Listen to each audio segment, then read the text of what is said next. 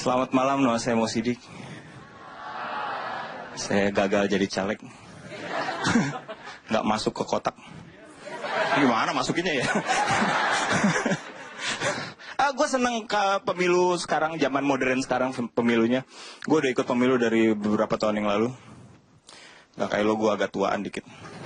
Zaman dulu tuh susah. Kalau sekarang itu lo masuk ke dalam cuman atas doang, di bawahnya meja ya. Zaman dulu lebih complicated buat orang gendut. Karena kita harus masuk ke bilik suara yang ukurannya standar orang Indonesia. Gue nggak tahu waktu itu. Ini pemilu pertama gue. Waktu dulu masih zaman dulu. Pas mau masuk sih masih agak bengong kan, kita daftar dulu tuh. Mas, ini KTP saya apa segala macam nih gini.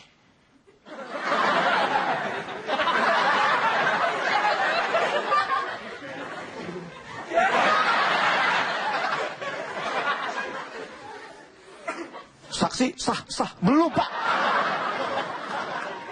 Terus gue masuk ke bilik suara. Ini beneran kejadian. Bilik suaranya ini badan gue segini, bilik suaranya segini gini. Jadi gue masuk. Ini gue doang yang bisa masuk.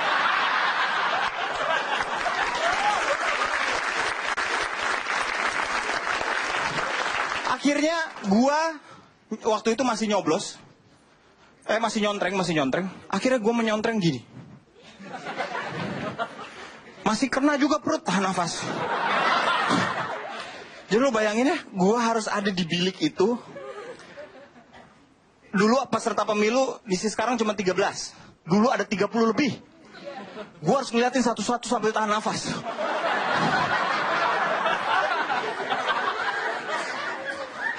Ya, orang gendut itu biar kelihatan kurus harus tahan nafas. Makanya umurnya banyak yang nggak panjang. Bener, ini lihat nih, lihat. Ini gue normal. Ini gue tahan nafas.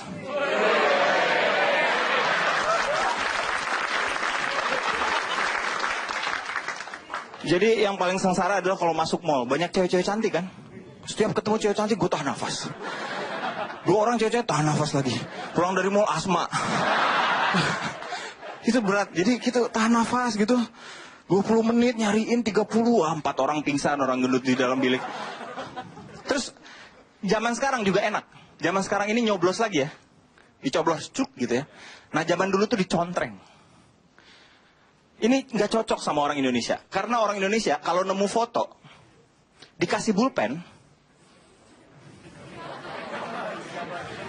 masuknya pakai peci, keluar jadi bajak laut semua.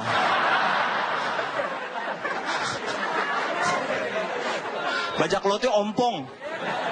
Ada antingnya sini kan. Ya kan? Bajak laut gini semua. Ada ibu-ibu pakai sanggulan, sanggulnya 2 jadi bajak laut. Bulpen sama foto buat orang Indonesia itu nggak cocok. Sekarang lebih enak. Yang kasihan gue justru ke calegnya. Jadi kasihannya justru caleg-caleg zaman sekarang. Lu udah lihat belum? Udah cek daerah lu calegnya? Gimana sih?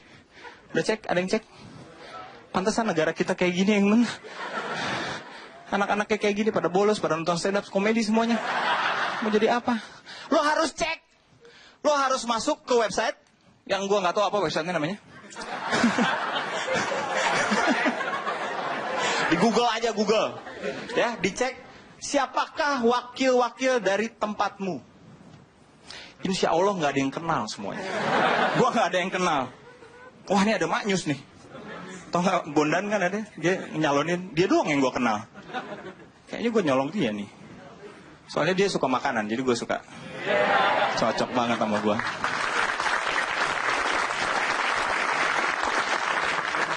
Gak ada yang kenal loh. Jadi lo harus menonjol. Kalau lo pengen jadi caleg, sekarang harus menonjol. Karena saingan lo adalah artis-artis yang terkenal. Gimana lo mau menonjol kalau foto lo biasa-biasa aja? Ya kan, biasa foto. Ya, ada yang senyum, tapi ada yang gitu mukanya. Tuh, ayo pilih. Ayo. Gitu. Lo pernah mau ciuman terus cowok lo gitu nggak? Kita ciuman yuk. Ayo. Gak enak. Lo harus harus, menurut gue, foto-foto yang sekarang tuh untuk berkampanye, lo harus bikin fotonya yang bagus. Fotonya professional help. Lo butuh pertolongan profesional, fotolah profesional. Yang sekarang tau nggak, foto dari Facebook ditempel di sono. Foto Facebook kan macam-macam, ada yang foto digedein jadinya kabur. Tinggal dikasih kumis apa segala macam. Terus udah gitu ada juga, gue pernah lihat nih, foto kampanye bertiga. Ini nyolok yang mana, Mas? Lu yang mana? Bertiga pakai tongsis.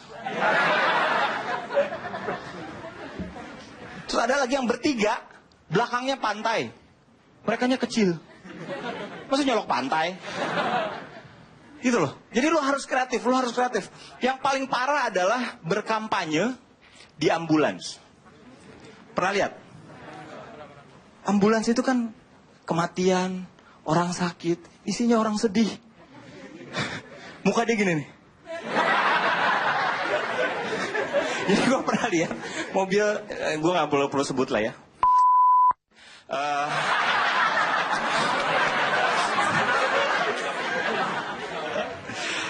Mobilnya di sini mobil jenazah yang disponsori oleh caleg-caleg dari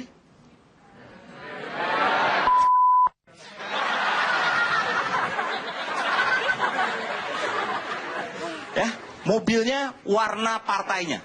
Itu kan dia ambulan ngekapnya kebuka gitu kan. Terus akhirnya dimasukin, nangis gitu, kenapa tinggalkan kami gitu kan. Udah masuk bruk. Semua orang nangis. Turun si pintu belakangnya turun kan. Diturunin kan. Di pintu belakang itu ada foto si calegnya gede. Jadi lo lihat orang lagi nangis, tiba-tiba dia turun gini.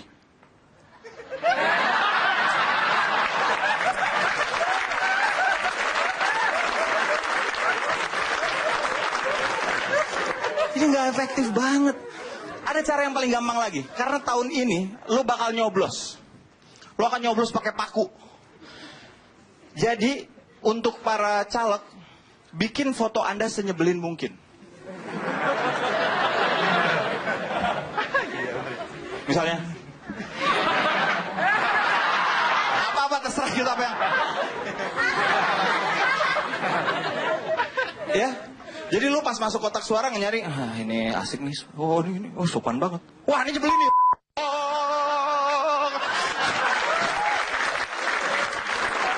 Tapi dipikir-pikir, semua anggota DPR kan gitu semua. Terima kasih, saya mau sidik selamat malam. Terbalik lagi katanya. Masa iya yang dia katakan? Jangan-jangan dia menipu aku. Lihat saja pembalasanku.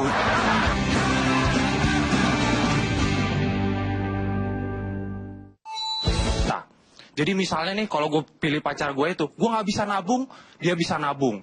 Gue miskin, dia kaya. Gue jelek, dia ganteng. Beneran.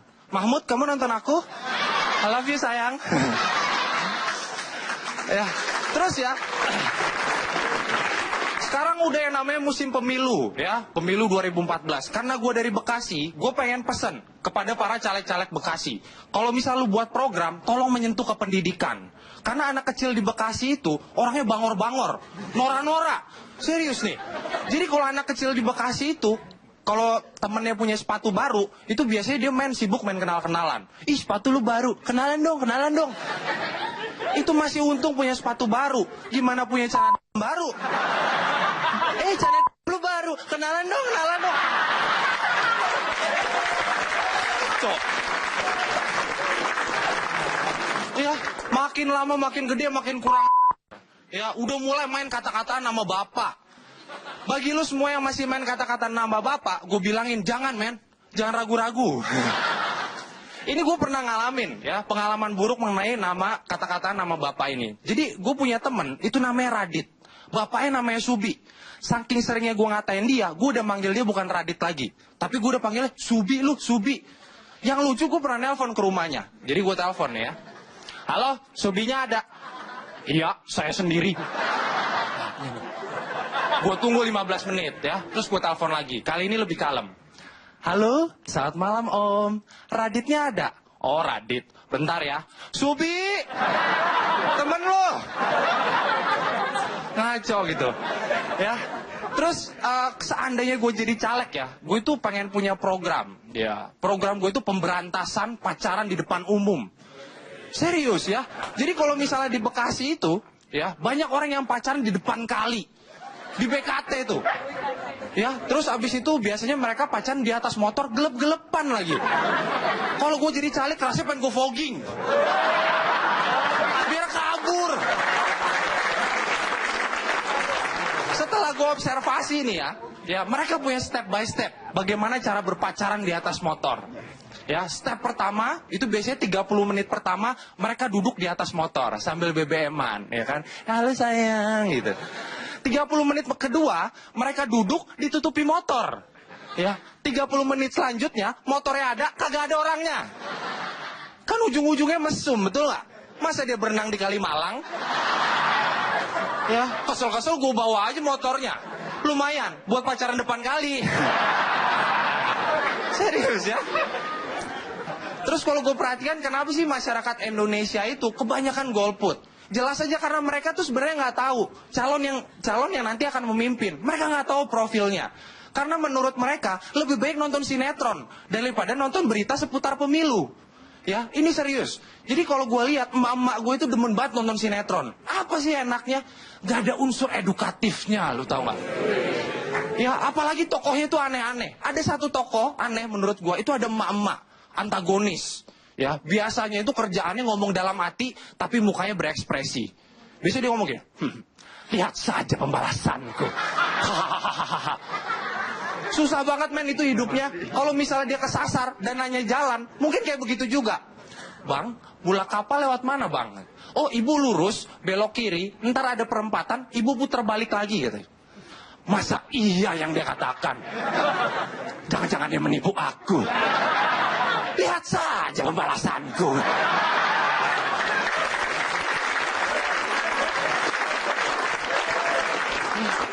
Menurut gue daripada nonton sinetron, lu kan lebih enak kalau nonton Metro TV. Ya. Panggil lagi. Acara favorit gue itu demen banget gue nonton Golden Ways ya. Pembawa acaranya itu Pak Mario Teguh. Itu orangnya tenang, kalem, dan gue rasa itu sosok yang paling pas kalau jadi pemimpin kita. Karena dia tuh nggak emosian. Apalagi kalau misalnya macet. Kalau anak orang-orang Jakarta itu termasuk gue, kalau macet itu emosian. Ini kenapa sih ini macet nih? Kan gue mau kerja, Tintin. Kalau Mario Teguh beda. Mario Teguh itu lebih kalem. Kalau misalnya macet dia bilang gini. Macet, macet. Kenapa bisa macet? Gerak. Terus gerak 1 meter ya. Gerak 1 meter dia bilang, super sekali. Supirku yang super, lihat. Lancar. Itu. Misalnya gitu ya. Ya, menurut gue yang seperti itu harus banyak ya dilakukan di Indonesia, acara-acara seperti itu biar masyarakat Indonesia itu makin apa? Makin teredukasi, merubah kebiasaan jelek masyarakat Indonesia. Karena kebiasaan masyarakat Indonesia itu banyak yang aneh. Ya, gue sering banget ngelihat orang Indonesia itu godain anak kecil. Jadi misalnya ya ada ibu-ibu gendong gitu ya, gitu kan. Ya, terus ada yang godain, aduh anak ini lucu banget, namanya siapa ini namanya? Dan yang menjawab selalu orang tuanya. Asyung om. Oh Asyung. Umurnya berapa ini umurnya?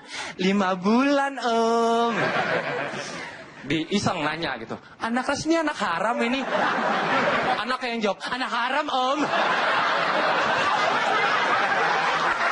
Selamat malam, nama gue Aldes. Di depan banyak SPG itu ntar. Suster promotion girl. Ayo kakak, yang sakit kakak, silakan kakak.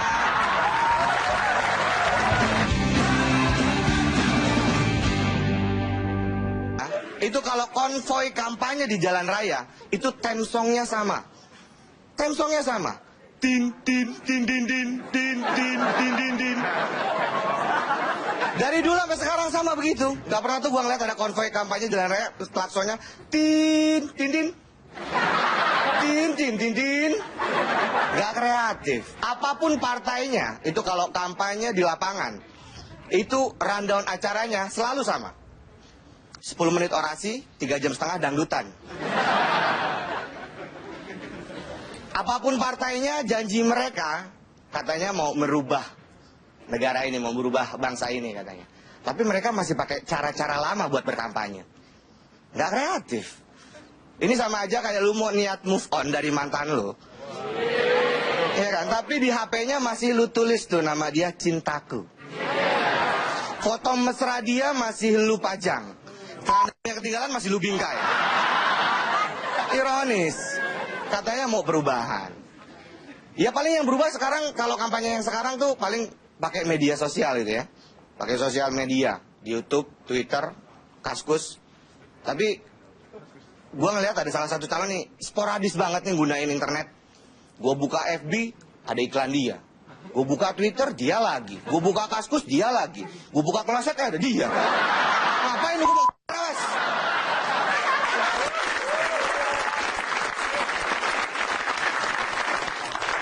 Iya gini, banyak yang caleg yang masang iklan di YouTube. Banyak yang promosiin dirinya di YouTube. Gue pernah ngeliat caleg itu promosiin dirinya, itu pakai sambil dia baca puisi. Maksudnya apa gitu? Apa hubungannya skill puisi lu sama mimpi negara? Kalau misalkan ada yang ini, ada rakyat curhat, aduh Pak, kita perekonomian kita sedang lesu ini. Gimana nih Pak? Investor asing nggak ada yang mau datang nih. Investor sepi ke negara kita nih Pak. Pecahkan saja gelasnya, biar ramai, biar mengadu sampai gaduh. Kan nggak begitu. Buat apa skill itu? Gue juga pernah lihat itu tapi yang lebih aneh lagi itu yang sekarang ya ngomongnya sih katanya mau kreatif, desain baliho. Itu caleg-caleg. Biasanya ada yang gambar Superman, ada yang gambar superhero apa segala macam. Ini maksudnya apa gitu? Gua nggak ngerti. Ini yang penasaran gua, dia kalau mesen ke percetakannya gimana tuh? Pak, saya mau bikin baliho, tapi desainnya tolong yang Superman ya. Ke percetakan bilang, oh yang Superman udah pakai caleg lain Pak. Ada kura-kura ninja, Bapak mau? Tapi ini serius, gua di tempatku di Bogor itu ada seriusan, ini ada caleg. Dia pasang baliho gede, gambar dirinya. Gambar dia gitu kan, foto dia. Di belakang ini yang gua ngerti di belakangnya. Dia pasang Gandalf. Lu tahu Gandalf, Lord of the Ring? Nih maksudnya apa? Dia mau minta dukungan siapa? Kaum Hobbit?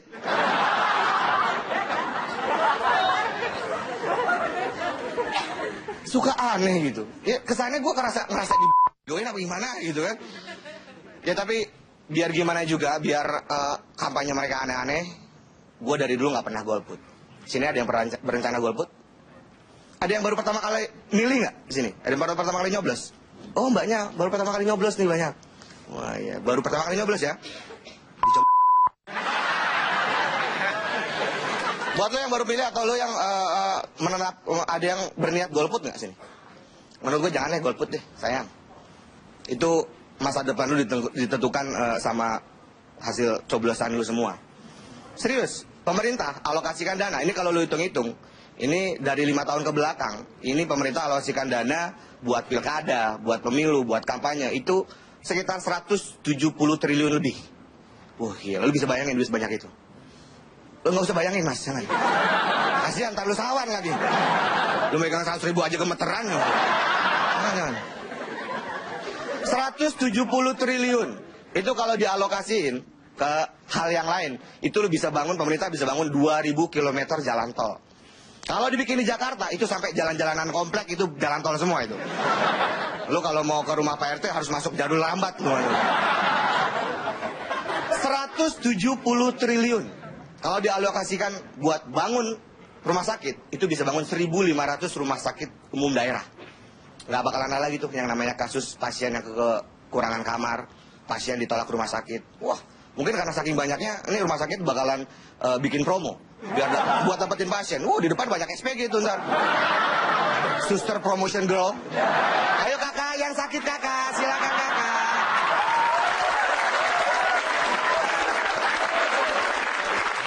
Boleh kakak, silakan kakak. Kita lagi promo kakak, rumah sakit kita lagi promo. Berobat diabetes, gratis operasi kutil. Ayo kakak. 170 triliun. Itu bakalan kebuang percuma kalau lu jadi golput. Sayang, lu bakalan jadi bagian dari orang yang memubazirkan dana umat. Sayang, kata gue mendingan jangan golput deh. Udah berniat golput, ada yang berniat golput? Oh, berarti sama saya sekarang di sini. Gini loh, kalau lu golput, Ini bisa jadi suara yang nggak lu pakai, ini dimanfaatin sama oknum-oknum lain. Sama pejabat-pejabat lain yang belum tentu bisa mewujudkan masa depan lu, impian lu.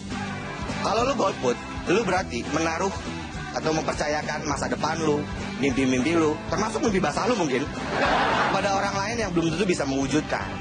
Kata gue mendingan lebih baik kita milih di pemilu ini. Semoga kalian semuanya di sini nggak ada yang golput. Setuju kita nggak golput? Setuju jadi pemilih? Coba tepuk tangan dulu buat pemilih.